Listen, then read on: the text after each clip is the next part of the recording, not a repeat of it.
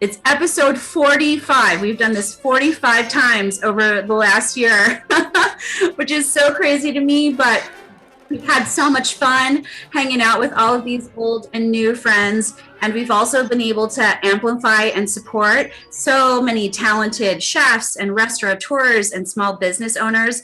And we're very proud of creating this incredible community and family and safe space. So we actually had featured guests, 140 of them over 44 episodes. And we have a couple great people here today too.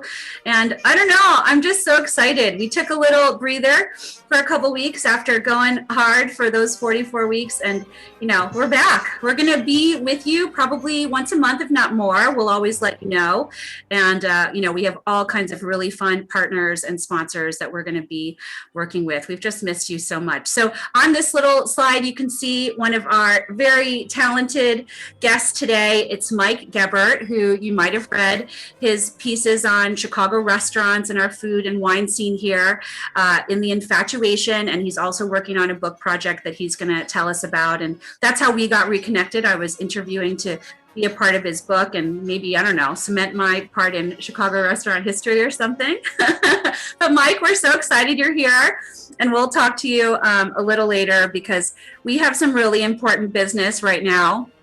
And that is to raise our glasses. I hope everybody has something delicious in their hands because this is virtual boozy brunch and it's a Sunday and it feels so different from the first time we did this last year when we were all just like scared and concerned. I don't know about you, but and I've got, some medical professionals here with me too. I think we're feeling good about life.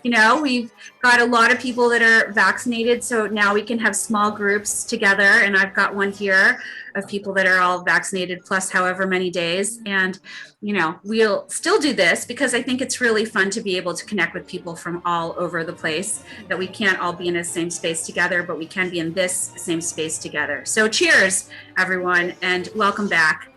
And we hope you have a great time today. So anytime you want to ask a question, share a thought, again, please just press down the space bar. You can also be involved in the chats if you're not one of those people who's been living in Zoom every day, all the time. You just have to press that chat button down at the bottom to open up the chats, and you can participate in what's going on there. But we'd love to have you on screen to share how you're feeling and what's going on with you. Just let us know, or we might just sneak attack you and spotlight you. I love to watch these brunches in the gallery view. So on the top right, there's a little button that says view. So you can have that either in gallery or in speaker. If you do it in speaker, you see whoever's speaking really large. If you have it in the gallery view, you can watch everybody and sort of peep into everybody's environments or see their great virtual backgrounds. We have a bunch of virtual backgrounds in the chats. If you want to have these really fun screens behind you, you're welcome to use any of those. So without any further ado, let's get started. Let's talk about what a lot of us are drinking today. And we actually have Margie Healy here from Corbel. Margie, do you want to share any thoughts about the brand as we get into making our really fun mimosas and getting our brunch going? We'd love to hear from you.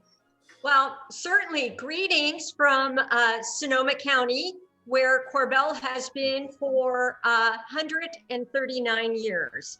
We first started making California champagne in Guerneville, California in 1882. And Corbel has the pride that we have only had two families in 139 years who have owned the winery. One being the Corbel family that came out in the late 1800s, and the Heck family that purchased the winery in 1954.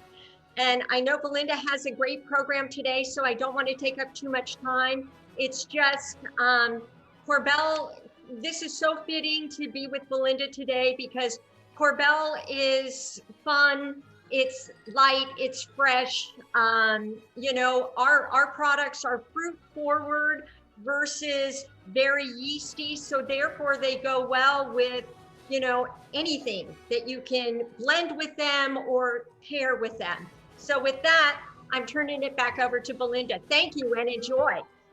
Thanks, Margie. Okay, so we decided that not only would we be drinking Corbel and celebrating the official sponsor of brunch, thank you for sponsoring us today, that we'd also do mimosas, because what's more brunch than Eggs Benedict and mimosas? Those are kind of really classic things. I'm sure Mark has a really good vegan version of it with like the hollandaise and all that, but I love the whole full octane version. So I asked one of the new members of our team to kind of research the history of the mimosa. So Javier, I know that you did a little reading on that, and we'd love to hear what you learned.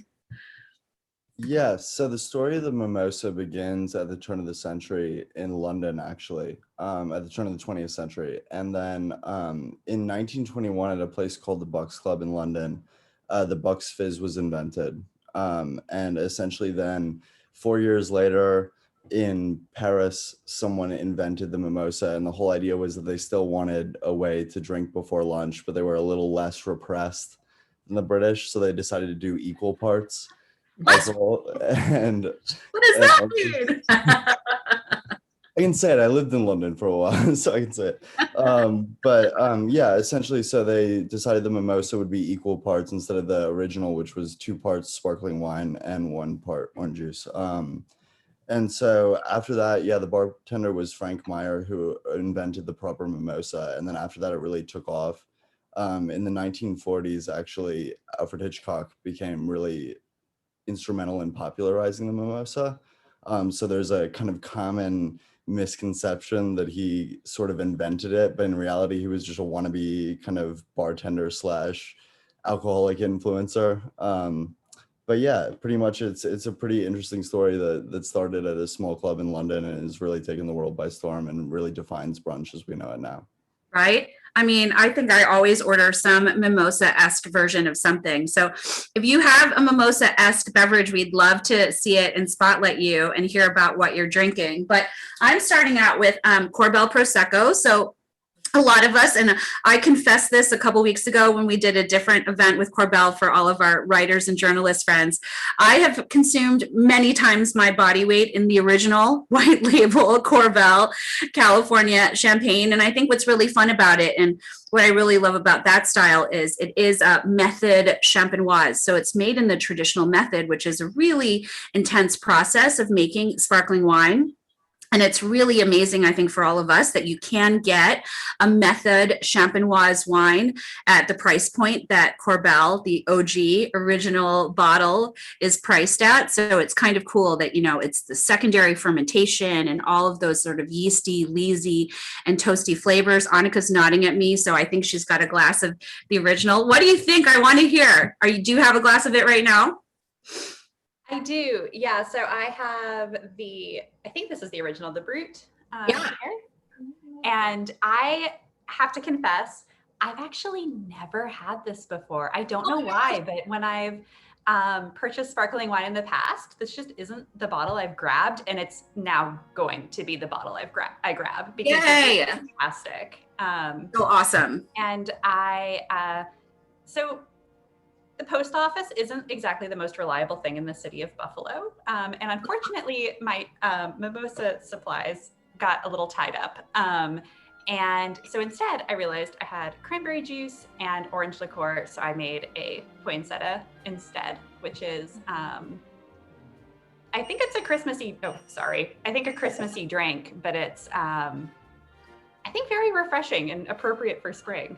Yeah, and adding anything sparkling, I think, is a really good call. So in addition to that OG sort of Corbel white label, they make a really great Prosecco. And for those who are big Prosecco drinkers, you know that it's made from a grape called Glera. They used to call it the Prosecco grape, but then they decided to make it more complicated. So, you know, sommeliers could impress you tableside. So now they've named that grape Glera. And of course, there's a really famous sparkling mimosa type drink made with Prosecco. And Julia Mimose put together some beautiful kits that I know some of you have with little mimosa mixers. So I'm doing this Nectarine Blanche, but the really classic Bellini is with just peach juice that you can find in the store, in many of them anyway, or some kind of peach puree. So that's what I'm doing for my original mimosa type drink.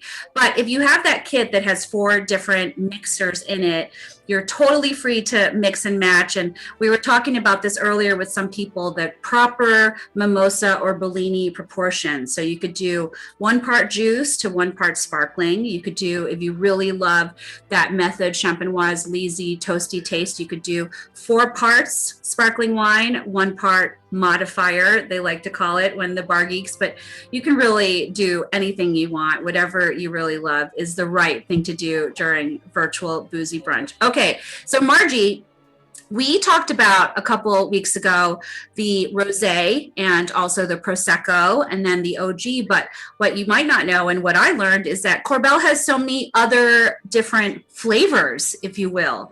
There's an extra dry, there's also a sweet style, there's an organic, and so there's a lot of fun to be had. So hey, Megan, I'm going to pass the Prosecco over to you guys so you can have some fun.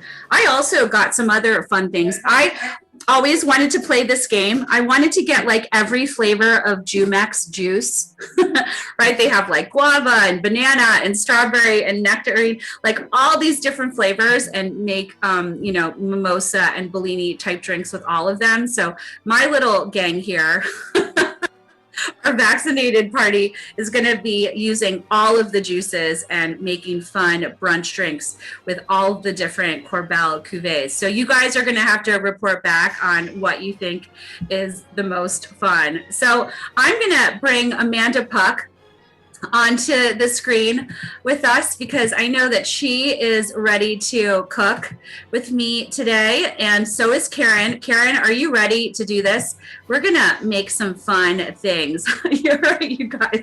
So part of the conceit, if you will, of brunch is that I don't think it's that much fun to cook alone, right? Especially after we've had all of these weeks of having little sips with friends on screen and then also cooking with friends. So the Publican put together these beautiful boxes of treats that are brunch type treats for us.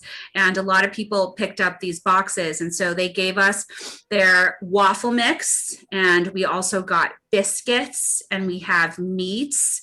So Amanda, do you want to show us where you are right now in the process? I know that you got everything started early. Like you are a brunch pro here for VBB. You know that it's good to mix everything together first. I'm gonna try to get you to unmute, girl. I think I did it. I unmuted myself, right? Yes. All right. So I have to say, I did get started just because I always don't, I don't want to be the one scrambling at the last minute, but I have my picture of my friend Belinda right here as my inspiration.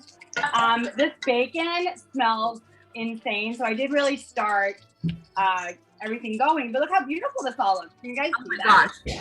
This is amazing. So they gave us these gorgeous sausages. So we just need to crisp those up, right? A little bit. Right. Yeah. I also also in the same pan because I figured a little bacon fat's not going to hurt the sausages, right? No. Karen, I know that you sometimes have friends over for these brunches. Is someone going to help you with all this meat?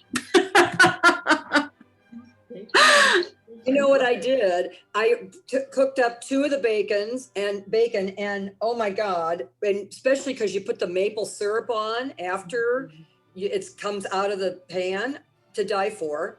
And then I had 2 sausages, and I'm going to confess, I put the other ones in the freezer to save for another time. Oh, that's a good one. And I took pictures for social media, but I couldn't, but then I couldn't stand it, so I ate them already. But my dough, you should see my dough. It's breathing and it's just gorgeous. And I can smell the yeast, and it's almost doubled in the container, and it's gorgeous. Yeah. So did mine. It got so airy and fluffy. Yeah. All right. I'm afraid this might be the best I will have ever done with the dough. I'm afraid almost to cook it now. Yeah. We have to find the waffle. I lost my waffle maker, but no worries, we'll find it. So So obviously, as you can tell, if you're a fan of Chicago restaurants and you know a little bit about what's going on here, we're celebrating brunch with our friends at Publican Quality and also from One Off Hospitality. So they started a new division of their company called One Off at Home. So they're shipping all of these boxes sort of nationally. So you can get a brunch box, you can get, you know, boxes with some of the favorite things from the restaurants that we all really love to go to, and we're going to get to go back to, which is really, really exciting. Okay, so if you're cooking along with this brunch box and of course sipping on your Corbel drinks, you might have your bacon and your sausages in a hot pan. We're going to get those kind of going. And then they have instructions in the box. I know we have a couple people here that have the box to put together the waffle mix. Thank you, Karen Bloom. Thank you, Vanna. Gorgeous. And I've got my oven heated to 375. So we're going to put biscuits in and then, oh, nice. Amanda's already done. This girl's like, Already know. for those who haven't met Amanda before, she's head of strategy and marketing at Mariano's, which is one of our favorite stores on earth and is a grocery store that is so fabulous. And she and I have done a ton of stuff on camera together. So fun. Yeah. Cooking and drinking and drinking and drinking. So we've done a lot of this together. All right. So Megan's mixing my waffle mix and we're going to find the waffle press and get some waffles going so that I can feed my party here. But, you know, the key to any good party, as Margie knows, and Abby and Jen, it's like really about making sure everybody has something delicious in the glass to drink. So, you know, I have a new team member that I wanted to introduce everyone to. This is her first brunch with us, and her name is Carly, and she's a graduate of the Second City School. So she's spent a lot of time actually during the pandemic doing, Carly, will you tell everyone what you've been doing with that gang of performers? Yeah, so hi everyone, nice to see and meet everybody. So like Belinda said, I'm a comedian. I came up through Second City and toured and wrote there for many years. And during the pandemic, started doing a show virtually where we would have a chef guest come in and demonstrate something that they loved, whether it was their favorite recipe, a knife skill they'd learned, really anything that they just loved to do and made them love their work. And then myself and some other comedians would improvise a show based off of that demo. And it was always a ton of fun. And I dream of being able to do that in person one day, although it sounds a little insane to think of all those parameters lining up under current circumstances, but I'm very confident that we'll get back there. And seeing everyone cook together on virtual boozy brunch is really inspiring me. Carly, we're so excited to have you on the team with us. So I had you look up the history of brunch because I don't know how we never talked about that before in our 44 weeks together, because we've been celebrating this meal period for all this time with all these great people. So will you tell us what you learned about sort of the history of brunch? Yes, and what a history it is, Belinda. I'm so glad you asked. So to set the scene, the year is 1895. I guess we are on the cusp of developing the mimosa, but it hasn't yet been born. Although Corbel, I think, is now 13 years old. So the Brits are catching up. We're in England, and a man named Guy Barringer publishes this essay called Brunch, a Plea. And in it, he basically just kind of expounds on this idea that, you know, you should be able to stay up late on a Saturday and not have to worry about getting up early on Sundays. He says, this is a direct quote, that waking up early on Sunday is, quote, not only unnecessary, but ridiculous, which I fully agree with. And he just goes on in this. This is why we moved this to 1 p.m. Central Time. See, this is the thing. He was up to something. And basically, he just goes on to say how brunch should be a social event. It should be about talking. It should be about being with the people you care about. And another quote I love, he said, eggs and bacon are adapted to solitude. They are consoling, but not exhilarating. Brunch, on the contrary, is cheerful, sociable, and exciting. It is talk compelling, which I come from a long line of like curmudgeon-y British people. So I feel like I can say that calling eggs adapted to solitude is like profoundly British, and also accurate. But he also says, and I think this is relevant, that brunch sweeps away the worries and cobwebs of the week. And I think Guy Berenger would agree that our brunch is sweeping away the worries and cobwebs of the past 14 months. So anyway, enjoy. That's what I learned about brunch. Oh, and this feels especially relevant. He says, P.S. beer and whiskey are admitted as substitutes for tea and coffee. And I think if Guy Berenger were with us today, he would agree that some bubbles and mimosas are also perfect substitutes for coffee and tea. So cheers, whatever you're drinking. Hello, Carly. I love it. That's so good. I'm going to share the link to this essay. I mean, it's worth a read, especially after a glass or two of bubbles. So I'll put it in the chat for everyone. I love it. All right, so I've got my meat browning, and I'm now moving on to number 2. And this time I have the Corbel Extra Dry, which I think is a really fun style. I'm so excited to have it, Margie, today, because, you know, we're adding in a lot of these kind of fruity components and fruit juices.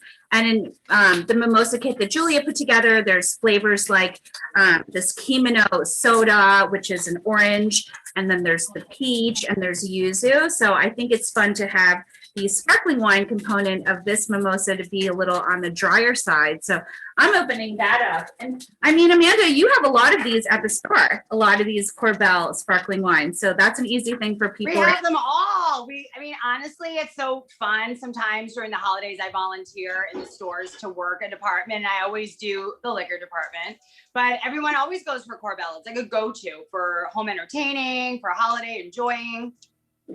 Pop it open, girlfriend.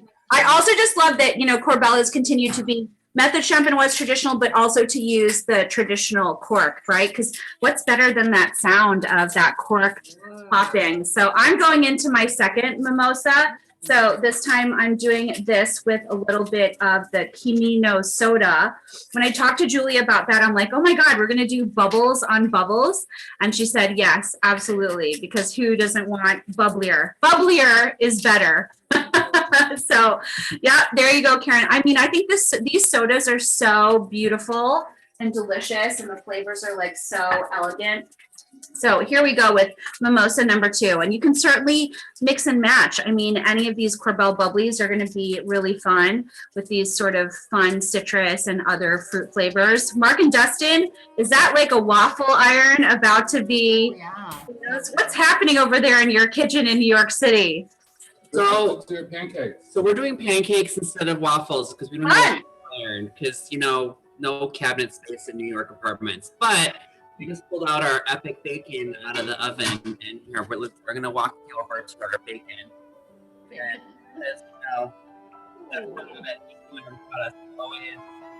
Make the bacon in a can oven. That's what we did, and we're gonna save all that bacon grease for later. Love it. It looks so good.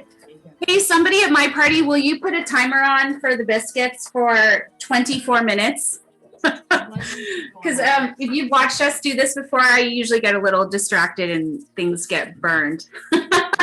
All right, so my biscuits are in the oven. My waffle mix is mixed. My meats are on the stove and they're browning beautifully.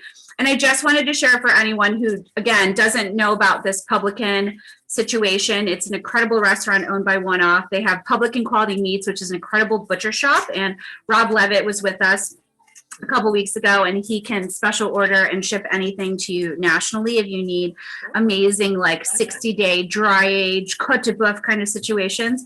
They have all of that, and it's my favorite butcher on earth. But if you have the box, the other thing I just wanted to talk about is this maple syrup. It's called Burton's. So we're doing kind of Chicago and Chicagoland and everything local. This is a syrup that is like crack. I mean, I can say that because, you know, there are no censors, right, for Virtual Boozy Brunch. We were drinking this. Susan's got it too. Susan, did you bust into the crack syrup yet? It's insanely good. I'm about to. I've got my gold little bow here that I'm just about to untie. My bacon sizzling. I can't wait to put it over top of it. I know, right? I don't know what anybody can hear from my place, but all I can hear is bacon sizzling, and I'm not mad about it at all. So in that little box, they also gave us honey butter to put on the bacon, and this maple syrup, which is super fun. Okay, so I'm gonna move on to my drink number 3. Is everyone in my party ready for drink number 3? Like, what's happening here? Girls, are you ready for drink number 3? Yep. All right. Yeah. So we're gonna do a traditional and do orange juice. So we've got a little bit of our extra dry, and then we're gonna do 1-to-1 proportion. No, maybe we'll do 4 parts sparkly wine and 1 part orange juice. Amanda, what's happening in your house drinks wise? I'm so excited. I'm trying to follow along with you. I did the nectarine. Belinda, it's so delicious. It reminds me of like an awesome like Bellini from Cipriani or something. I love it.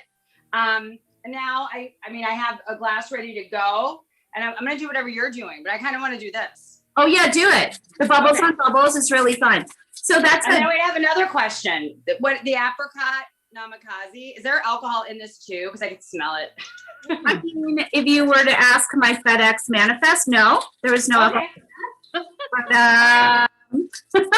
Carolyn's laughing at me. Carolyn, why are you laughing at me? Amanda Watkins, you go, girl. Open that bottle, get it in the glass. Look at you. I know, I love it. I'm so excited. So I'm just, I'm going a little easy today because last night was a little epic, but it looks so pretty, doesn't it? I know. I see Mike Eppert also. He's doing a little sipping over there. So Mike, what is your combination of the moment? I have the Camino. Was that the name? Whatever it was, the fizzy stuff in the bottle. 4-to-1 with the other fizzy stuff. So I love it. So fun. I mean, I don't know about you guys, but this is feeling like a brunch in the old days. Alrighty. All right. So my biscuits are in. I'm going to implore Dr. Megan to do the waffles because otherwise there will be no waffles to eat here for like a couple hours. So I'm hoping that everybody here is having fun. Ed, I don't know. What are you drinking over there, friend? You like, listen. We have one more day of parking lot church, so I'm waiting to drink until that's all over. So perfect. Well, while everything's kind of cooking and waffle ironing and happening in all of these kitchens all over the country, I'm excited to introduce Amanda's Got a Waffle. Amanda's Got a Waffle. I haven't made a waffle in like 20 years. And it's like perfect, isn't it? It's like an Eggo. They go by Eggo. It's perfect. Well done. It's going to be so good with our drink. Woo! But I wanted to bring Mike back because I really wanted to talk to Mike today because I'm so excited to have him with us. You know, we always love to do an hour of cooking together, a little cooking and hopefully eating together if everything works out. And then I think it's always really fun on these Sundays to learn something new.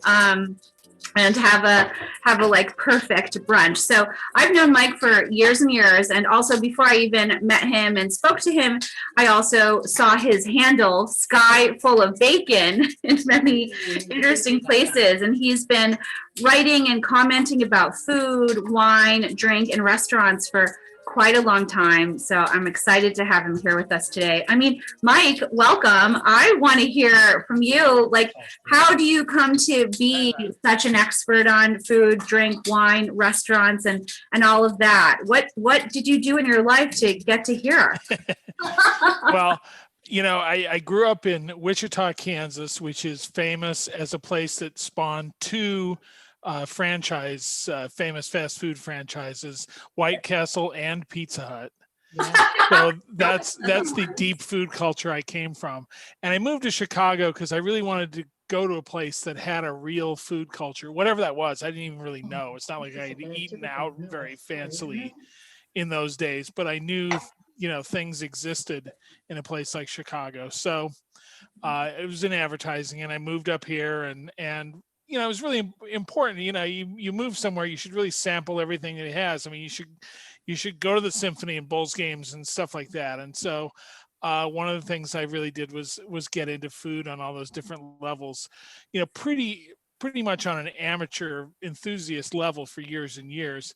But eventually, writing online as it became possible to do that, I started getting offers to, write about food for publications like The Reader, Time Out.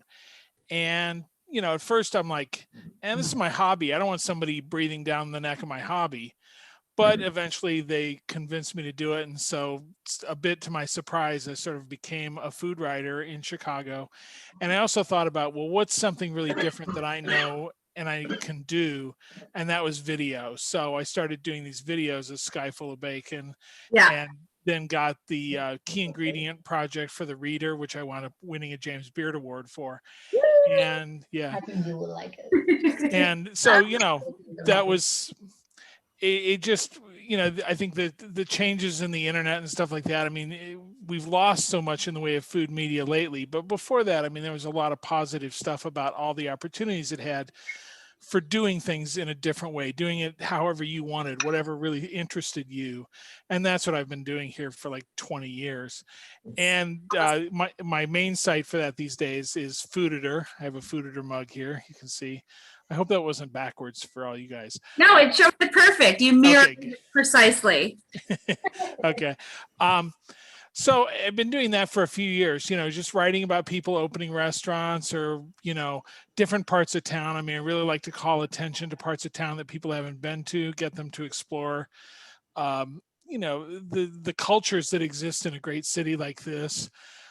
But here so because of that, I was offered the opportunity to do an oral history of Chicago restaurants by a publisher, and it turned out to be spectacularly good timing, considering that all the restaurants were about to get shut down. No one knew that, but right as I signed the contract, that happened. And so, it was really a good time to not be the 12th guy writing about this week's Detroit style pizza that popped up, or whatever. Whatever was the hot thing at the moment. I mean, there really was nothing for all the people who write about food to do, but write about whatever was new that week. So, here was an opportunity. I pretty much had the past entirely to myself. I could, focus on interviewing people about Chicago's history as a restaurant capital. And that's what I've been doing for the last year, tracking down people involved with, the La Francaise and the, Gordon's and Charlie Trotter's and all those kinds of places, up to more recent stuff. I mean, One Off is one. I talked to Donnie Medea and Terry Alexander not too long ago, but there's a lot of, so it's just been sort of digging into that history, because I think it's a great story about what this city accomplished in food. It's a unique and interesting thing, doing a lot of really different kinds of things over these last 30, 40 years, and people are still around to talk about it. That's the important thing. I mean, the very first person I interviewed was Gordon Sinclair, because he's the oldest one, and it's like, I don't want to miss him. Happily he's in very good shape. So I mean, Mike, I think it's so interesting because there's so many kids. I'm going to call them kids, maybe if you feel a little old or something, but like everybody wants to write about restaurants or be like a food or drink influencer, if you will. And I think we're like at a really weird spot in that, right? Where, I grew up reading people like you, that really had a good grounding. You were well dined and you knew a lot about food and you knew a lot about drink. And so, you were a great person to follow, and Fooditor is such a great site for people who want to just see what's going on. It's so well written. And you also get to do like long format, which, a lot of media like to talk about how this long format thing is so hard to find. And, I think for, we have a really nice group here today, young and less young, but it's definitely a group of people who all love food, and we all love to share and talk about it and think about it and drink as well, of course. I think it's like, what do you think about sort of the times, right? Because people are like, oh, Chicago specifically, we don't have a reviewer anymore, right, for restaurants. Yeah. And what do you think is the future for that? Yeah, I mean, I think that's really hard.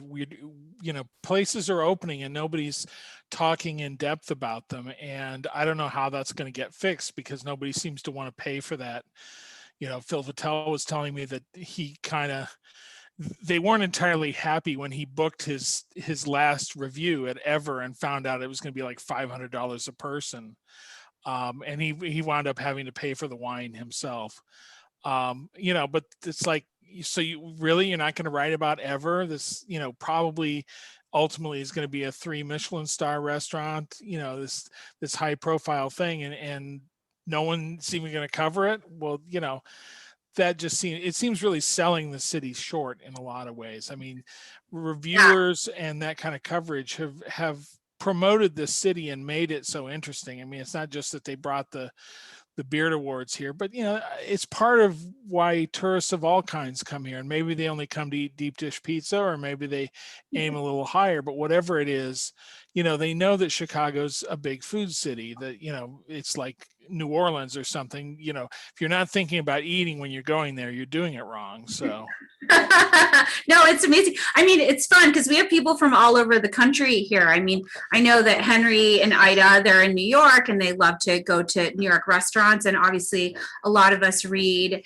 the New York Times, right? We always read the dining section of the New York Times. Henry and I are nodding at me.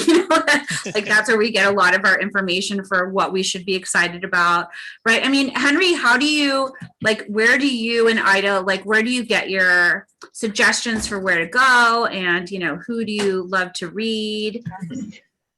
Well, the New York Times is one of the best sources, I have to say it.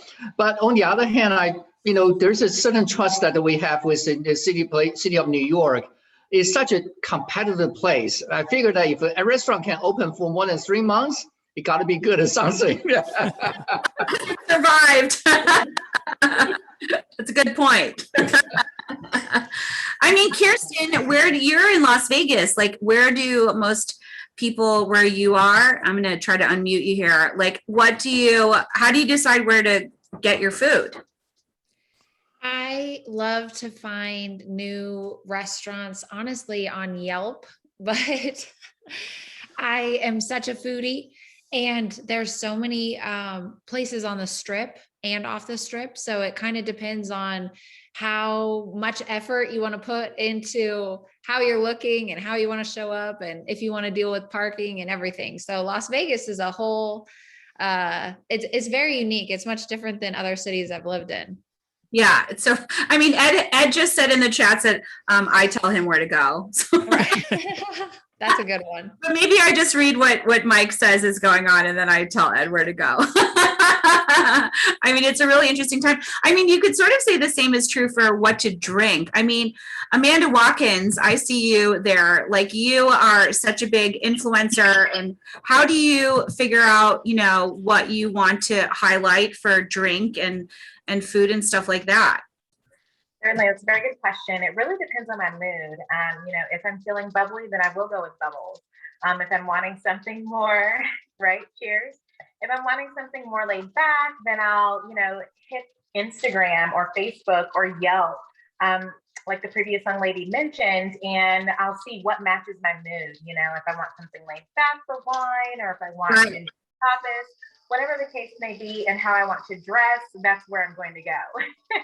I mean, it's so interesting, how people get their information and their recommendations today. It's very different from, before, where maybe you read about it in a magazine. Now we're like, oh, we saw a cute TikTok and I want to, right? I want to go to that place, or I want to buy that thing and I want to check it out. I basically just want to do whatever makes me look like Marchi. That's how right. Dr. Megan is the same. Oh my God, look at Karen Bloom's waffle. We have waffles. We have waffles maybe here soon too. Did you see her waffle? Looks really good. Me too. So Unbelievable. The batter is unbelievable. We have waffles. So this is a yeasted waffle mix. Carolyn, do you have some waffles yet? I go for the yeast waffle mix talk, and then I want to share. Okay, sounds good. Well, so Mike, my other question for you then is, what do you think happens for moving forward. So, I mean, I think it's sort of interesting, and it's certainly been fun for us to find new ways to share food and drink, right? Like, I think this virtual thing that we're doing, we're going to keep doing it, right? Even when, oh, Abby, hold on. Abby, can we for a second? Abby's waffle sitch is insane. Bravo. But I'm just curious, like, I think, you know, even how people, maybe back in the day, we all read the wine. Oh my God, do I have to do something with the biscuits? Oh, they're okay. We have a timer. We have a timer. Okay. So, I mean, I used to read the Wine Spectator, right? I mean, I don't really anymore, to be honest, but, you know, and I was like, oh, this is the wine that got a big score. And so that's what I'm going to try. But now I'm more interested in, you know, finding wines in very different ways and knowing the stories and the people behind the wines. Like, what do you think, Mike, happens moving forward for how people find the restaurant where they want to go, or, you know? Yeah, I think that's, you know, my cop-out answer is that's what we're going to find out in the next year or two, is how people do that. Because obviously they're still interested. Just because newspapers don't want to pay for it doesn't mean the audience isn't interested on some level. And so people are going to have to find other ways. I mean, I know for myself, there are certain people who I follow, who I know dine out a lot and are likely to go to the new places. If it's a place I have not been yet, I watch for what they say about it on Twitter or Facebook or wherever. And, you know, I know what their tastes are, and I sort of trust their judgment. To me, there's a huge opportunity for somebody to do like a Substack newsletter type reviewing thing, where they could, you know, easily at least cover the cost of the meals, maybe make half a living out of it. But, you know, being that guy, the position of that guy has been open since Phil Vitale retired. So, you know, somebody else could snap that up and make their name that way. We'll just see if anybody does that. Anybody really goes for it. Yeah. Yeah. But I think, you know, we're just going to find new way. You know, there have been new ways to get information for a long time here. They, you know, a lot of them, like LTH Forum, tend to be the lower end stuff, like where to get great tacos or something, as opposed to high end dining. But I think we'll see paths develop for all those kinds of things in different ways. But I don't know what they are yet, so I don't have a magic answer. Yeah, we'll figure it out. I mean, I don't know, as long as we're having fun and we can have, you know, moments of connection together and find delicious things to eat and drink and find ways to do that together safely. I think you know, everything What's is the worst that can happen to you? You had dinner with somebody, you know, that's the worst thing that can happen. So. Worst and maybe best thing. Yeah. I mean, I went to a dinner yesterday and it was with, you know, again, a bunch of like 5 people that had all been vaccinated weeks ago with their second vaccine. And we went to Verve Wine, which is the new kind of hot wine shop here in Chicago. I went twice in 1 week because, you know, I'm reverting back to all the best practices of life that I learned before, right? Like become a regular, right? You know, go a couple times early on. Karen's nodding at me, right? Become a regular so that they know you, and then you always can get a last minute table, like all those things that we learned before that, you know, make life better now. Karen knows. I mean, Karen was a power regular at Osteria Via Stato, and we love that. That's how we met. So, you know, it's super fun. It's like life getting kind of back to normal in the best way. And we still have all these beautiful sparkling wines that we have been drinking at home. And then we can also drink out, which is really kind of a great comfort and a great thing. So listen, everyone who's here, if you have any questions or anything you want to share, please do. You can spotlight yourself. I mean, Mark Chi and Dustin, what's happening in New York City? I see some fun things happening. Well. He said with a mouthful. I'm not vegan today. Yeah!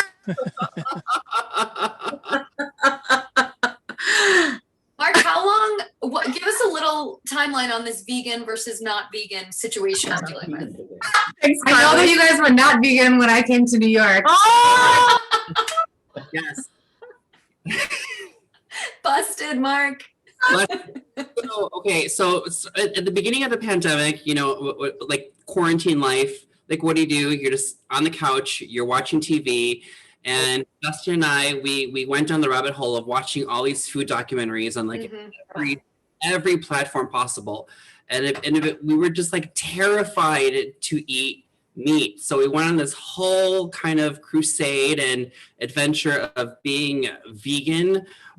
We're straight vegan for a good 4 months, and it was just very, very, very enlightening and very expensive. But then we decided. The thing about veganism, Marchie, is that like you can still have Corbel. 100%. Yeah. Yeah. Mark, on that note, I have to ask if you saw Seaspiracy on Netflix. No, I'm afraid. Because I made the mistake of watching that as well, and I've had some intermittent veganism myself, and I gotta say. So if I watch it, I'll go through like a month of like, you know, feeling guilty for eating anything. But then you know, Belinda will have a brunch that involves bacon, and I'll say, okay, I'll eat bacon for the day.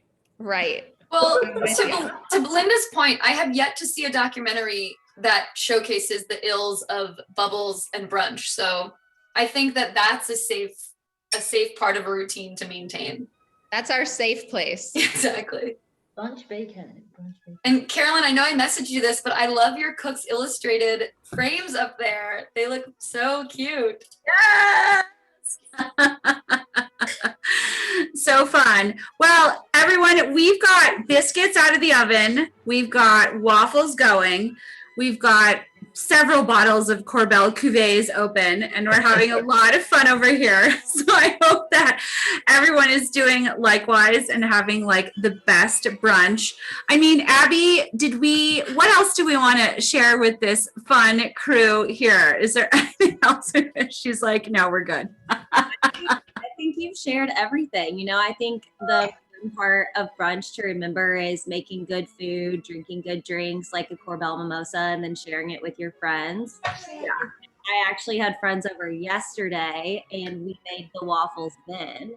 Nice. Our Corbel mimosa. So these are actually leftover waffles, which I know they said you could do, just pop them in your freezer and then put them in the oven and then eat them the next day. So that's what we're doing today. But, you know, I think that's the most important part of brunch. Right? I love it. So fun. I mean, you guys, you know, but then we will get back to that place where we can be in a rockin', crowded restaurant and, you know, like sipping on our mimosas or Corbel mimosas and like having a great time. But, you know, in the meantime, I think this is kind of a fun way to do it. Carolyn Hansen, cheers to you for hanging it. I'm so ready to talk. Okay, you said mix different mimosas. I put maple syrup in my last one. Okay. Carolyn, you wild woman. And I did fresh lemon off of a tree right outside my door for the one right prior. But I made crepes today, you know, and it's just a layer of what did Belinda inspire today? Well, it was still the maple bacon. It was still all sorts of things. And then I put maraschino liqueur in my mimosas originally. Okay, so I just wanted to share kind of what did I do? It was inspiration during this hour. And that's it. I didn't think of a thing before this. Thank you, Belinda.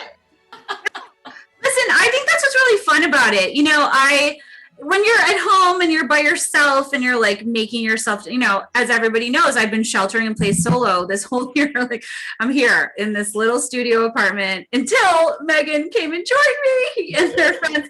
So good. But like, you know, there's so many things you can do. And I think, you know, the recipes that like all the fun chefs that have joined us over this year have given us great recipes, but they're all flexible. You can do anything you want. And all the great bartenders we've had, all the great sommeliers that we've had, you know, I think, right. They've all told us, Karen, they're all just like, yeah, I mean, use whatever you have, right? Because if you have a great product, you have a great wine, then, you know, adding in something great is going to make 1 + 1 = 3. And even if they didn't specifically say that, Belinda said I said Oh, and I'm just going to add, Carly mentioned that my kitchen had the Cooks Illustrated, and I just want to say that my mother framed them for me, and it is so precious that I have like Cooks Illustrated, like the covers of it's the back of the magazine, and it's so much fun because we talk about it while we cook, and it's a really cool thing in my kitchen. I love that. It's so good.